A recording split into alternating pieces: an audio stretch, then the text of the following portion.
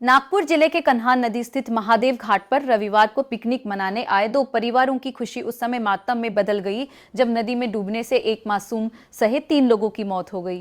मृतकों की पहचान रोहित महादेव, नागदेव गौतम, राजकुमार अंबादे और 6 वर्षीय चैतन्य अंबादे के रूप में हुई है। जानकारी के अनुसार चैतन्य खेलते खेलते नदी के गहरे पानी में चला गया और डूबने लगा।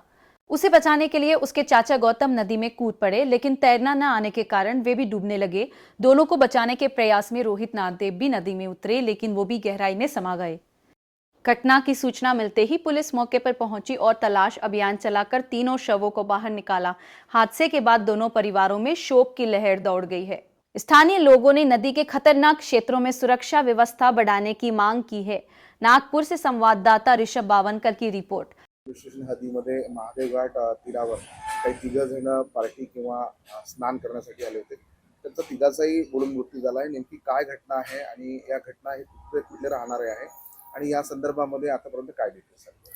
आज दिनांक 7/6/2026 रोजी सकाळी जवळपास 12:30 वाजताच्या सुमारास एकूण 12 ते 13 मंडळी एकाच कुटुंबातील आहेत।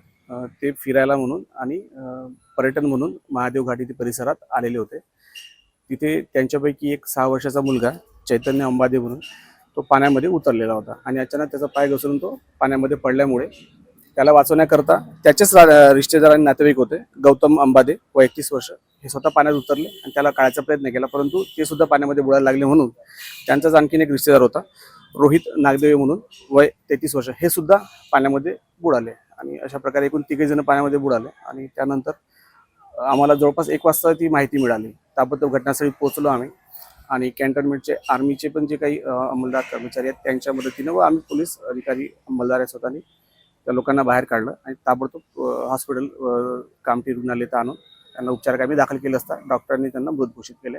सर, माहितीनुसार पोलीस आणि मिलिटरी यांच्याच माध्यमातून त्या मृतदेहांना काढण्यात आलं।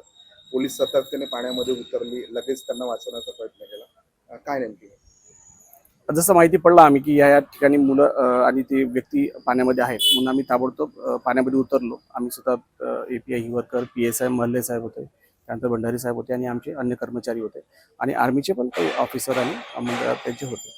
त्या सगळ्याच्या मदतीने बाहेर काढले। ताबडतोब आम्ही बाकी पण काही प्रायव्हेट लोक पण तिथे होते, त्यांच्या मदतीने ताबडतोब त्यांना हॉस्पिटलाइज केलं, परंतु मृत्यू जगू शकतो।